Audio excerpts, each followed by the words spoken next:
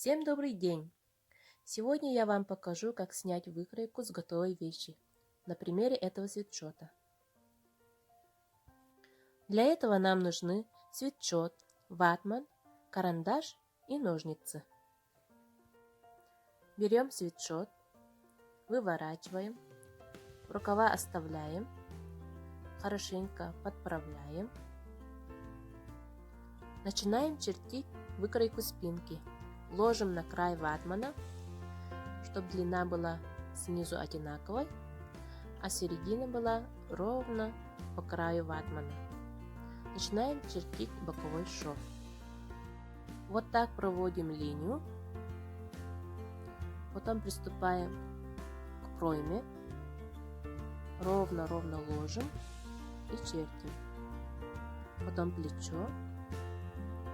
Убираем резинку горловину хорошенько по спинке и чертим горловину. Выкройку спинки закончили. Теперь приступаем к полочке. Ложим лицом вниз, совмещаем боковой шов и начинаем чертить пройму. Вот так чертим линию, потом плечо. Резинку горловин убираем и чертим до середины. Потом с этой середины сгибаем кофточку и чертим прямую линию.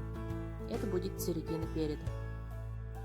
Выкройки спинки и полочки готовы. Теперь приступаем к рукавам.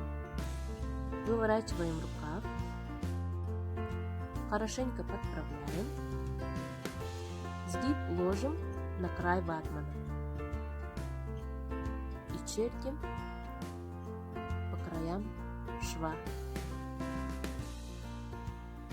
прямую линию и длину рукава тоже чертим. Приступаем к верхней части рукава. Хорошенько все подправляем, находим шов рукава. Сверху должно быть округлое и чертим. Вот так делаем выкройку рукава.